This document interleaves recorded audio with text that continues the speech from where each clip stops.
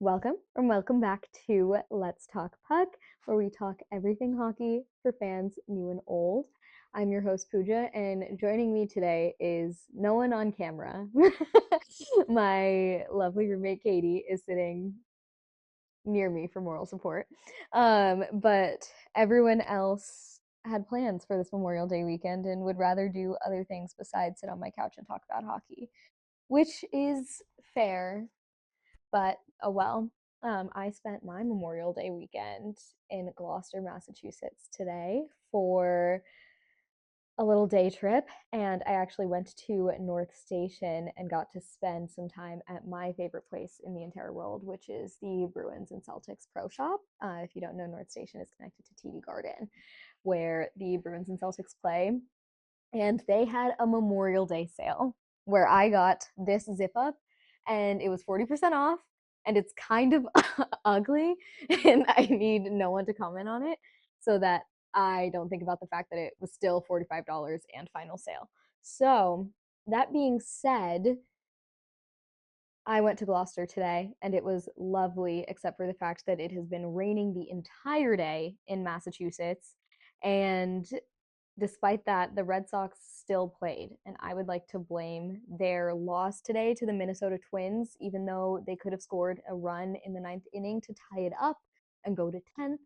I'm blaming the fact that they lost on the rain because I don't understand how they still played, but who knows? I wasn't in the city of Boston to find out. And speaking of the Red Sox, I went to their first game of the series against the Twins this past Friday.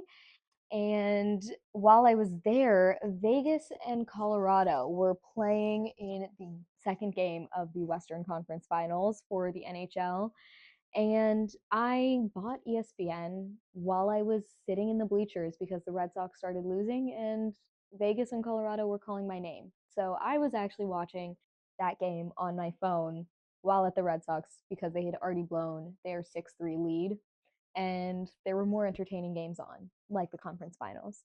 So today, we are going to do a very brief recap of the NHL conference finals since the last episode that I filmed was right before game 7 of the Buffalo and Montreal series, which the Canadians, or no, I think it was before game 6. So it was right before game 6 of the Canadians Sabres series, which in the podcast episode we had talked about that being the last game of the series because we thought that the Canadians would win, and they got absolutely destroyed by the Sabres. So they did go to game 7. It was a brutal game, and I believe that game 7 went to overtime. I should actually probably fact check that. And they did win. So the Canadians, yes, won in overtime against the Buffalo Sabres. And so they have been playing in the Eastern Conference Finals, and the Montreal Canadiens are the only team of the 4 teams in the conference finals to have not been the number 1 seed in their division. So if Buffalo advanced, then it would have been the number 1 seed of every division: Atlantic, Metropolitan, Pacific, and Central, playing in the conference finals. But the Canadiens beat the Sabres, and this was a great season for the Buffalo Sabres. And they've got a really great future. And I think that no one can say that they don't have playoff experience anymore because look at them through rounds 1 and 2 of the playoffs this year. Um, but that being said, we're here to talk about the conference finals. So the conference finals officially started this past Wednesday. It was May 20th with the Western Conference. So Vegas Golden Knights played the Colorado Avalanche, and they played the Colorado Avalanche at Ball Arena in Denver. And I actually had a friend that I was working with on Monday night tell me that she just so happened to be going to Denver on Tuesday and was like, should I get tickets to the playoffs? And I was like, a little rude. I was like, how could you not? And she was like, yeah, how could you not? And they were only $180, which is a lot of money, but to go to the conference finals, especially game 1, that was insane. So my friend did go to Ball Arena, but unfortunately, it was a very tough awful game for the Colorado Avalanche, who lost to Vegas 4-2. And they had the chance to bring it back for game two, which was still at Ball Arena on Friday, which was the game that I was watching at the Red Sox. And they had a 1-0 lead for first and second period and completely blew it and lost 3-1 at the end of the game, where the Vegas Golden Knights scored 3 goals in third period. And I was actually watching that on my walk home from the Red Sox game. I was holding it on my phone and was like, I feel like something's going to happen in third period. By the time I get home, third period's going to be over. So I need to watch this game. And thank goodness that I did, because I caught so many goals. Unfortunately, none of them were Pavel Dorofeev, who was my NHL Game Zone goal chase goal scorer of the day, because he is leading the NHL in playoffs for goal scoring right now. I think he's at 10 at the current moment, and he could have scored his 11th just moments ago as I'm filming this. It is in first period of the Colorado Vegas game, and I do have that open on my computer, so don't worry. I will talk about that series in more detail in just a moment. But the Vegas Golden Knights stole the second game as well. So Colorado is going to Vegas down 2-0 in the series, and no one was expecting that, but people were kind of expecting that, because if you are new to the NHL, like myself, then you might be unfamiliar with the President's Trophy curse. The Colorado Avalanche had the best regular season record of any team in the NHL this year, with almost 100 or over 120 points. Let me fact check that super quickly. But they led the NHL in points. And the last time that a team that has won the President's Trophy, which is given to the team with the most amount of points, the last time that a team has won the President's Trophy and then proceeded to win the Stanley Cup was in the 2012-2013 season, with the Chicago Blackhawks. So it has been a very long time since someone who has won the President's Trophy has also won the Stanley Cup, therefore leading to the President's Trophy curse. It's only happened a handful of times in the history of the NHL, and I think only about 3 or 4 times since the year 2000. So, not a very, very common thing to happen, hence the curse. And it seems to be really taking over the Colorado Avalanche, because the Avalanche also lost Cale Makar in games one and two. And Cale Makar is one of the best defensemen in the NHL, one of the best offensive defensemen in the NHL, and as it turns out, essential to the success of the Colorado Avalanche. And they have only, or they have not won a singular game without Cale Makar, I believe, in the playoffs, which is kind of insane. And on the flip side, you could say that the Vegas Golden Knights were without Mark Stone, who is also a phenomenal player. Both players are third in their team and the regular season for points. However, that doesn't necessarily mean that it's equal, because you can have one player out and that can fundamentally change the dynamics of the team. And it's not necessarily the same thing for two great defensemen to be out or two people with equal amounts of points, because teams have flow. And it appears that Cale Makar was very, very vital to the flow of the Colorado Avalanche. And as I am filming this right now, we are in the first period of game three of the Avalanche and the Golden Knights. And Cale Makar is back in. He was kind of a last minute decision from what it seemed. They weren't sure as of this afternoon if he was going to play or not. And he has been out for an upper body injury, and he is playing in the game right now. It did look like he took a bit of a hard hit, which is interesting that they disclosed that it was an upper body injury and then he played, because that obviously makes his upper body extremely susceptible to getting re-injured, because everyone knows that it is injured. And to be out for 2 games, especially in the playoffs, you have to be actually in shambles, because you have so many players who are like, yeah, I had 3 broken ribs and I still played through the rest of the playoffs. You had Nikita Zadorov, who was saying that, I'm being interrupted right now. You've had Nikita Zadorov, who was saying that in game three of the first series, which was the Bruins and the Sabres, that he completely ripped his MCL off his knee and played the rest of the three games. And that's pretty much a norm for a lot of players. So for a player as good and as vital as Cale Makar to be out for the first two games must have been a really, really tough injury. So we'll see how it progresses throughout the rest of this. The first period is about to end, so I'll give live updates throughout the rest of this podcast episode. But he is back in, and this was announced after it was announced that Mark Stone will be playing in this game. So I wonder if that had something to do with it. I really don't think that Colorado would have had a chance without Cale Makar because they are playing in Vegas now. So it's also really hard to play away, supposedly. But they maybe playing away works out better for them because this was actually interesting for the Buffalo Sabres. They seem to have played better away than they did at home. And that was kind of a thing that they were like, how interesting. So in one of their last games, I think it maybe was going into game seven. It was either game five or game seven. They decided that all of their team would stay at a hotel to simulate playing away so that they would potentially bring in a little bit of good luck, and they only lost in overtime. So who knows? Maybe that is what that did. Um, but that being said, now that Cale Makar is back in, I'm not saying that they're linked, but Colorado is up 3-0 at the end of first. And even though they were playing a lot better in game two, they only had a 1-0 lead at the end of first. And I think a scoreless second for both teams. So still a 1-0 lead going or at the end of second.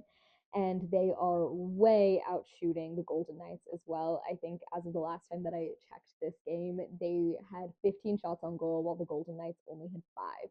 So they are playing substantially better. And who knows if it's actually the fact that Cale Makar is back? Who knows if it's actually his skill set?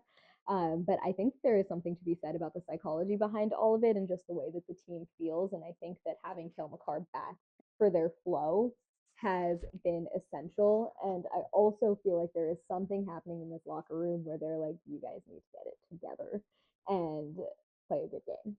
So, that being said, Vegas has done pretty well coming back in the third. And that could be really tough since Avalanche already has a 3-0 lead. And in the past game, they came back, they scored 3 goals in the third period. And the Avalanche are also capable of doing that.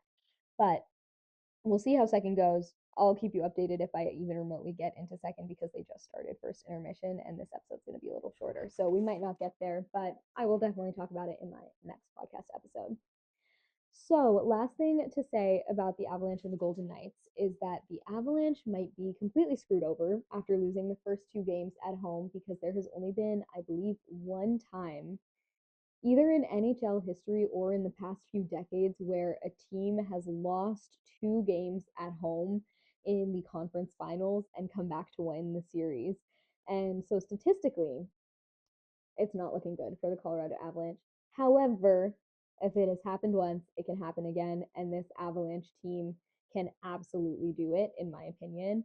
And there has to be a second time for everything. So if it's not them, it'll be another team. It will happen again. And whether that is this season or not is up to the Colorado Avalanche. So we will see how they do, especially with Cale Makar back. Especially if they can take these two games for Vegas at home, then they are in a really good spot. And I read an NHL article. I talked about this in my last podcast episode where Brent Burns on the Colorado Avalanche has been the player with the most amount of NHL games played without a Stanley Cup. I believe he's 41. So his time is rapidly ending, and the NHL published an article about him recently saying that there is actually a small fan base for him supporting him because they really want him to get a Stanley Cup. And I am proudly a member of that fan base.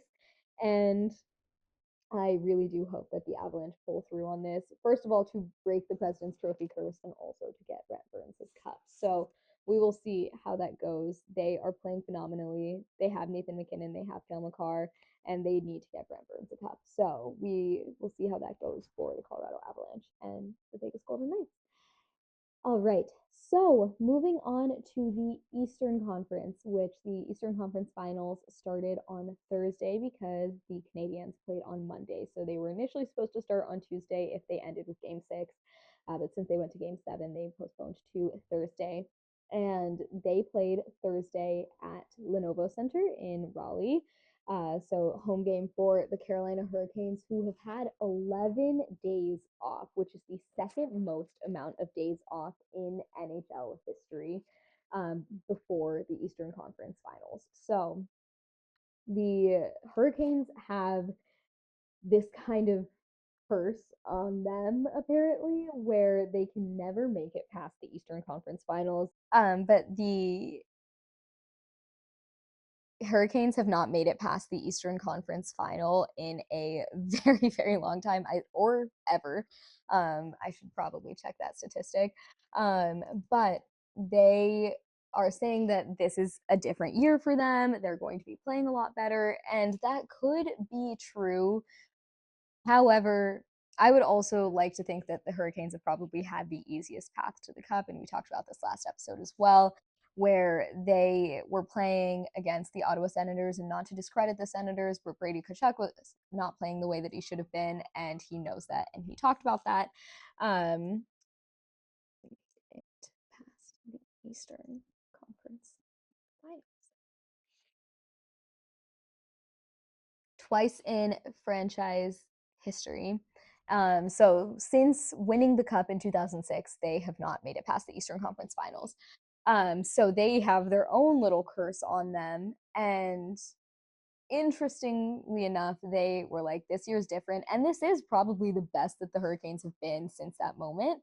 So they did have a really good chance. But like I mentioned, they did have a fairly easier path to the cup and they swept. And there is something to be said about teams sweeping against an NHL team because hockey is so unpredictable, where you could have a really phenomenal team play against a team that's doing pretty badly, and somehow by some stroke of puck luck or a combination of injured players and different things like that, just mojo, the team that doesn't have the best record will win a game. And ultimately, it'll probably be that the better team comes out on top, but that's not always the case.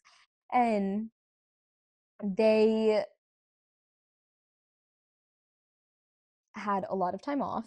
And that being said, they came into it and they were like, this is different. We had training camp, and training camp just cannot replicate playing in the playoffs, because you, first of all, know your own players and you know your own team and everything, and you cannot replicate the abilities of a different team in the same way. You can review game tape, you can do your best to kind of target every little aspect, especially when Carolina didn't know for a long time if they were going to go into Buffalo or Montreal. They were trying to probably prepare for both, and it's just a long time to be going without playing some super hard hitting aggressive hockey, and to play a game, really to play against another team and add any level of unpredictability into a game.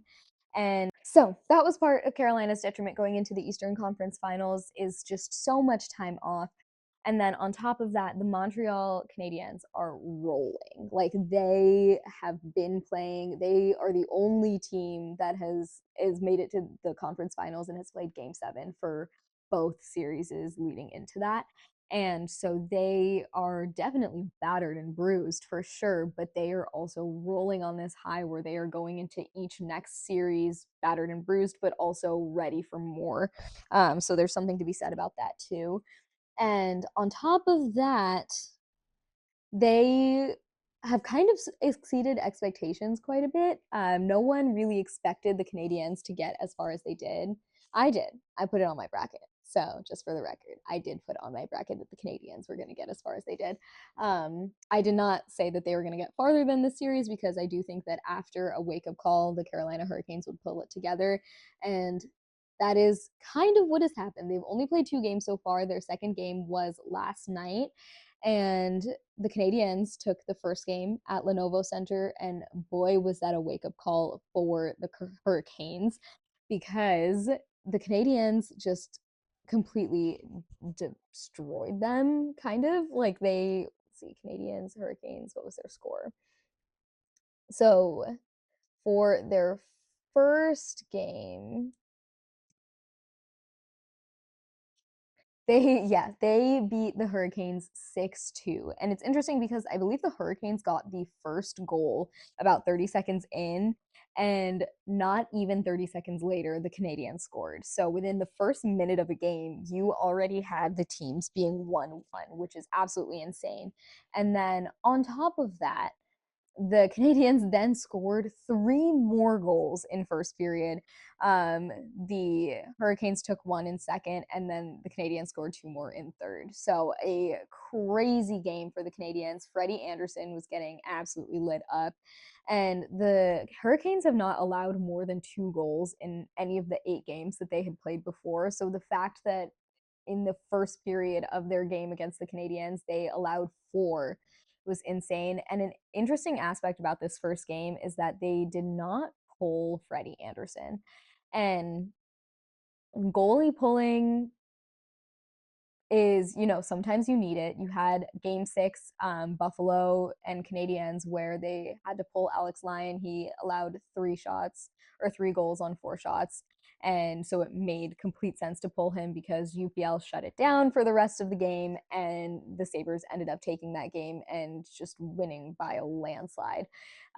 Same thing with that game where Jakub was not pulled for a while. And then after like what maybe the fifth, or I think it was the fifth goal, they pulled him and then they put in Jacob Fowler, and Jacob Fowler got scored on almost immediately. And then they pulled Jacob Fowler and the Sabres got an empty netter, I believe. So crazy game, but they only pulled Jakob after the fifth goal. And similar in this one where I don't think they ended up pulling Freddie Anderson. Maybe I think they might have for like an empty netter at some point. Um, but so he allowed 5. And so the Canadians got one empty netter.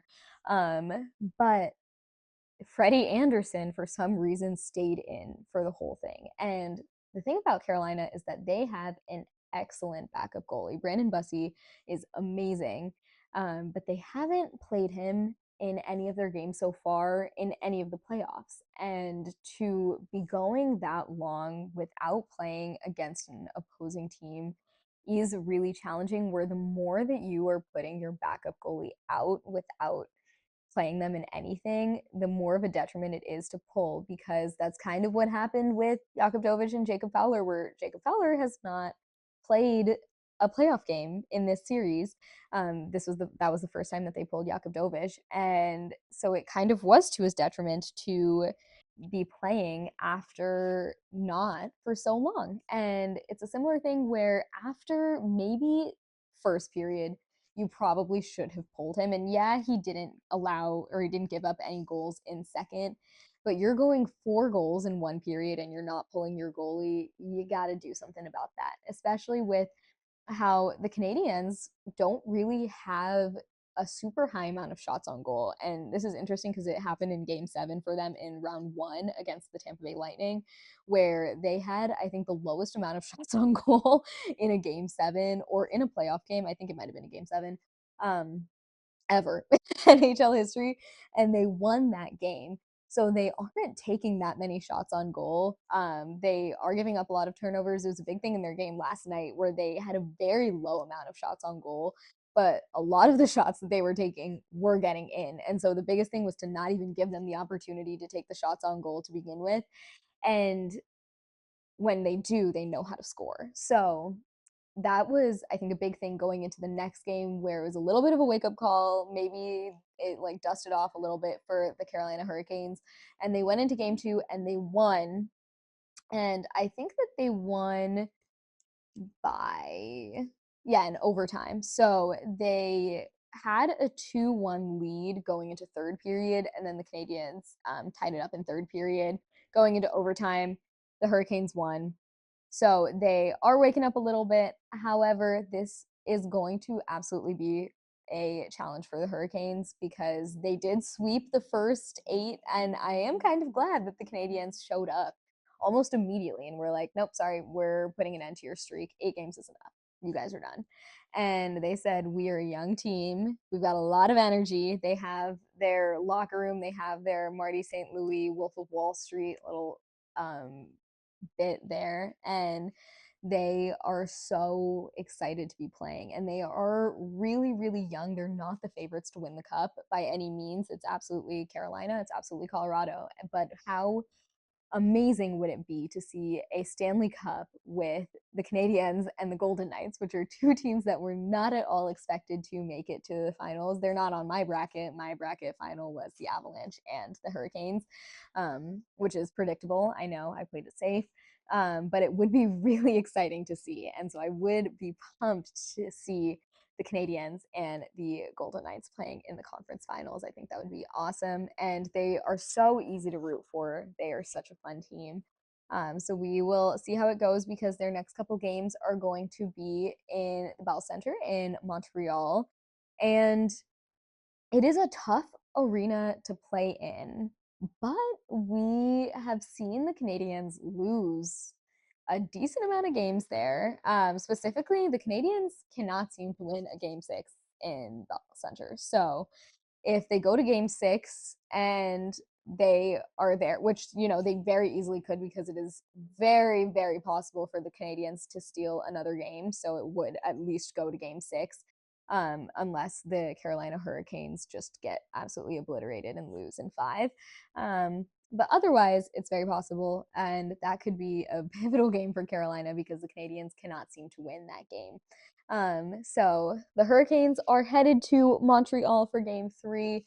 It will be tomorrow night. And then we will see how that goes for them. But that is the update on the conference finals. I'm trying to think if I have anything else to say. I had some technical difficulties because I lost my mic and then my camera shut off. But we do have studio lighting, so the production budget went up quite a bit. Hopefully, next week I will have another guest on the podcast to talk about this. There will be plenty of updates because at least by the next time that I film this, if I'm filming this probably like Thursday or something, that'll be game 5 for the Western Conference and game 4 for the Eastern Conference will have already happened. So a lot of things changing. So we'll see how that goes. That being said, that's all that I have today. I have no more updates because I did finish this before going into the second period of the Avalanche and Golden Knights. So I hope that you all enjoy the rest of your Memorial Day. I will be sitting my butt down and watching the rest of this game because I am just waiting for Vegas to make their crazy comeback. I will say my NHL goal chase of the day is Pavel Dorofeyev, because he is leading the NHL in goals.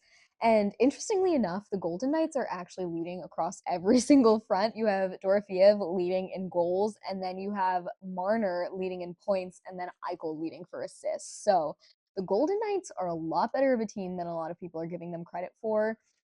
I think that Cale Makar being back is going to put in little pep in their step for the Colorado Avalanche. I think that's exactly what they need, even if not like physically in terms of skill on the ice, at the very least mentally and spiritually. I think that's going to do a lot for the Colorado Avalanche and really help them out in this game because it would really suck to see them get swept by the Vegas Golden Knights.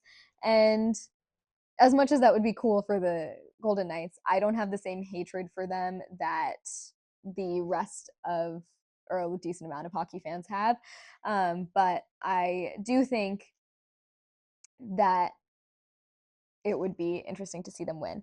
My one last point with Pavel Dorofeyev is I put him on my goal chase for today because even though he didn't score in the last game and he was my goal chase for that game, I had some faith in him that he could pull it together for this game. And in the first period of this game, they had a goal, a potential goal for the Golden Knights. And I'm not going to insert any video of it, but if you want to go check it out in some game replay, I'm sure that you would be able to see it. But they had a goal for the Golden Knights and they had to review it. They didn't count it as a goal yet because it was under the crossbar, which is the top bar of the goal, but they couldn't tell if he had like punched it in with his glove or if it was his stick.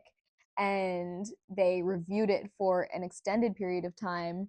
Oh, wow, I just missed. The Golden Knights scored literally 20 seconds into second period. So they're already making their comeback. Something happened in the locker room for them to really whip them into shape. But it looks like it was a goal by Mark Stone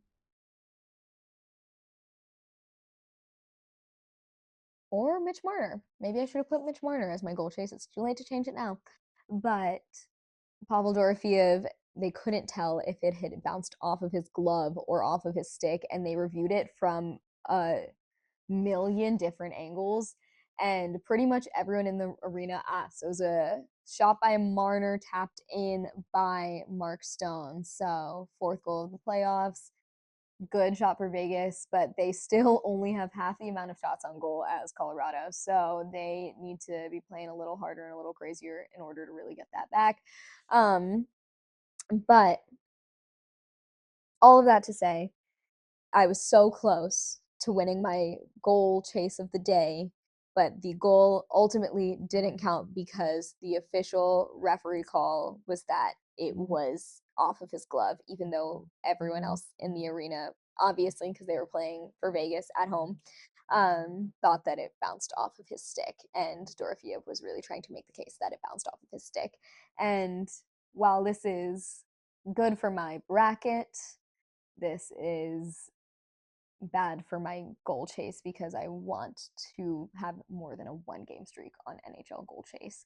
Uh, for those of you who don't know, if you go to NHL Game Zone and you play their games there, then you win like little tickets and little points, and you can enter raffles for things. So sometimes they have like team merch and like signed stuff, but they also have a monthly raffle for 2 tickets to a 2026 to 2027 regular season game. And who knows if it's actually real. I'm probably getting scammed. I think I've entered 480 times for this one for this month, but it's free and it is kind of fun. So it doesn't cost anything besides your time to do. Would strongly recommend. And if I don't get any tickets, I don't get any tickets. But that being said, it already looks like the Golden Knights are starting to make a comeback, so we'll keep an eye on them for the rest of this game. And I would like to thank you all so much for joining me today. If you have any questions about the conference finals, please let me know. I love talking about this. Hopefully, I'll have a guest for the next game, and I will actually start having some baked goods in the videos based off of the requests of my guests, and they will be themed around the NHL team, so you can make them for some game days as well. I will see you all next week for the next episode. You can find me on Spotify now. And hopefully by the next episode, you'll also be able to find me on Apple Podcasts. But thank you so much. I'll see you guys next week.